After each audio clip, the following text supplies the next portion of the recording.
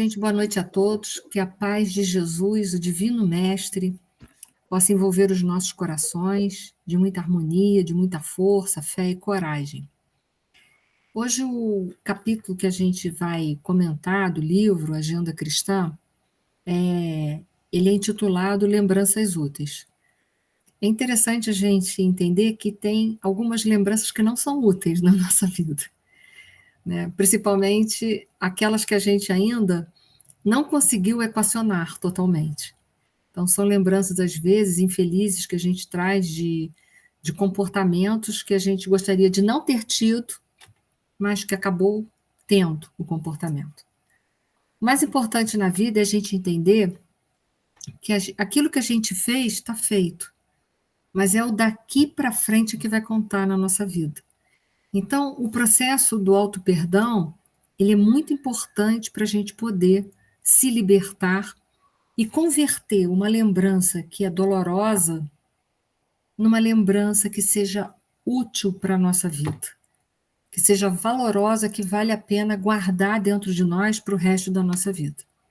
Então vamos ver alguns conselhos que o André Luiz vai dar para a gente fazer a construção e reforçar a construção dessas lembranças úteis na nossa vida.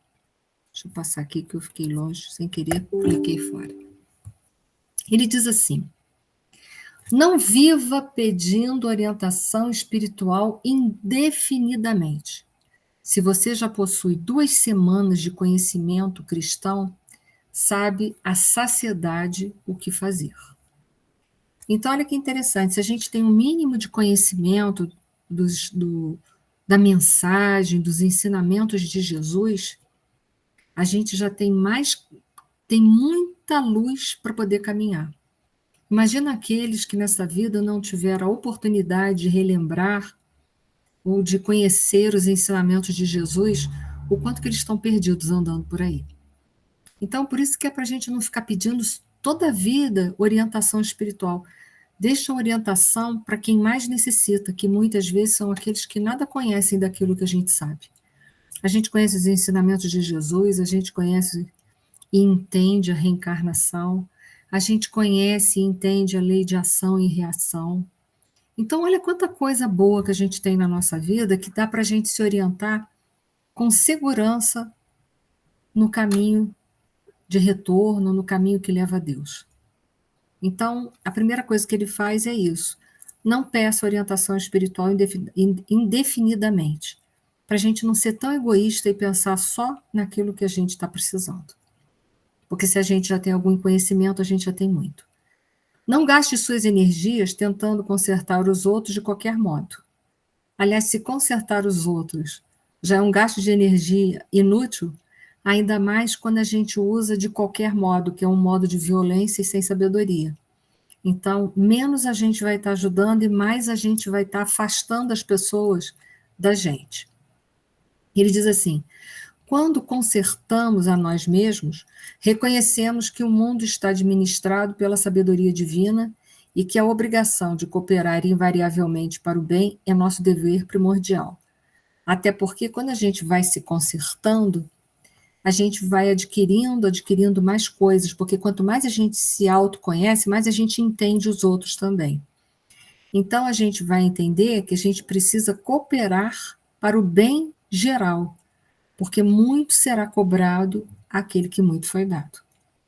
Então, ao invés de a gente tentar consertar os outros, que é uma tarefa impossível, as pessoas só vão se melhorar o dia que elas desejarem essa melhora, e o dia que elas olharem e enxergarem os seus erros também, que às vezes a gente enxerga muito bem o erro dos outros, mas os outros não estão vendo. Então, é uma tarefa impossível. É melhor a gente se consertar, que a gente vai administrar a nossa vida, e aí a gente vai poder ser uma peça positiva dentro de um contexto social. Não acuse os espíritos desencarnados sofredores pelos seus fracassos na luta. Repare o ritmo da própria vida. Examine a receita e a despesa, suas ações e reações, seus modos e atitudes, seus compromissos e determinações, e reconhecerá que você tem a situação que procura e colhe exatamente o que semeia. É fácil a gente culpar os desencarnados por tudo que está errado na nossa vida. O difícil mesmo é a gente assumir as rédeas da existência. Porque Allan Kardec, na questão 459 do Livro dos Espíritos, fala sobre a influência dos espíritos em nossos pensamentos, cuja resposta é: influenciam muito mais do que você pode imaginar, a ponto de muitas vezes dirigir sua vida. Mas, se a gente está se permitindo dirigir, é porque a gente não se conhece, e porque a gente não se conhece, com certeza a gente está plantando muito espinho e futuramente a gente vai colher muitos cardos. Então, é o mais interessante a gente se conhecer bastante, porque quanto mais a gente mergulhar dentro da gente, mais a gente vai direcionar a nossa vida e menos suscetível de influência, tanto dos desencarnados como dos encarnados, nós vamos sofrer. Porque a gente hoje não sofre influência só dos desencarnados. A gente sofre influência de um grande obsessor, que eu falo entre aspas, que se chama mídia. A internet, as redes sociais, como influenciou a nossa vida, a ponto de muitas vezes determinar o nosso comportamento.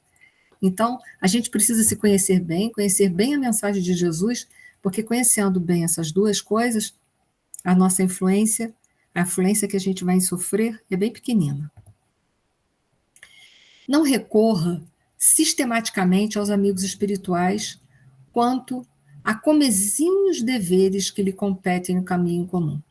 Eles são igualmente ocupados, enfrentam problemas maiores que os seus, detêm responsabilidades mais graves e imediatas, e você, nas lutas vulgares da terra, não teria coragem de pedir ao professor generoso e benevolente que desempenhasse função de ama seca. Então, sabe, vamos recorrer à espiritualidade quando verdadeiramente a gente sentir que as nossas forças estão falecendo. E aí sim, naquele momento, né, naquele desfalecimento, naquele momento de dificuldade, aí é a hora da gente recorrer. Mas toda hora a gente pedir a Deus solução, solução, solução, cabe a gente buscar a solução para a nossa vida. A gente já tem muita informação e bastante desenvolvimento do intelecto e conhecimento das verdades espirituais, das leis de Deus, para estar toda hora ocupando benfeitores espirituais que têm tantas responsabilidades no mundo espiritual. Não espere a morte para solucionar as questões da vida, nem alegue enfermidade ou velhice para desistir de aprender, porque estamos excessivamente distantes do céu. A sepultura não é uma cigana cheia de promessas miraculosas, e sim uma porta mais larga de acesso à nossa própria consciência. Então, olha que interessante, ele diz que a sepultura é uma porta larga de acesso à nossa consciência. Então, eu faço a primeira pergunta: o que será que nós temos dentro da nossa consciência? Será que a nossa consciência está tranquila, está serena, ou está uma consciência aos borbulhões, né? E não espere a morte para solucionar nada na sua vida, porque o que soluciona é o momento de agora. É a gente lutar, é a gente trabalhar em se conhecer, trabalhar em melhorar-se, e aí a gente vai equacionando as questões da nossa vida. E nem alegar que eu estou muito enferma ou muito velha e não posso aprender mais nada.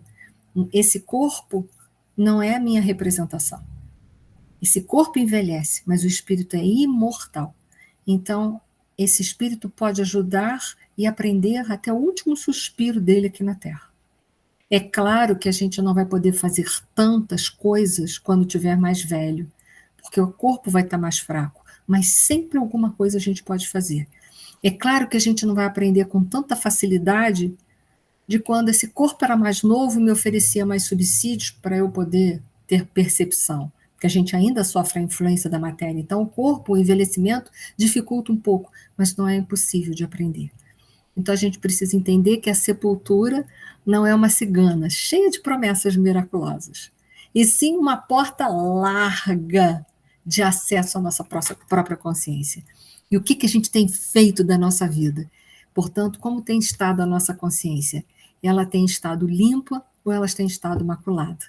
A gente tem cumprido com os deveres ou postergado os deveres para o dia de amanhã, sem compreender que a cada dia basta o seu mal, ou que o dia de amanhã terá as tarefas do amanhã. Então, a gente precisa entender que é o aqui e agora que muda toda a nossa vida. Precisamos estar no aqui e no agora. É aqui e agora que me oferece todas as oportunidades para eu fazer todas as mudanças que eu preciso. O passado já era e o futuro está sendo construído no momento de agora. Então é agora que tudo acontece.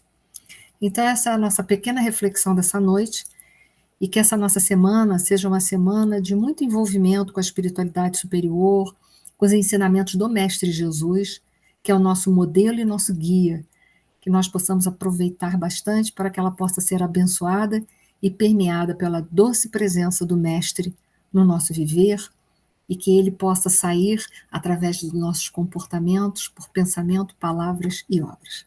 Muito obrigada a todos, uma semana de muita paz e muita luz. Beijo, gente.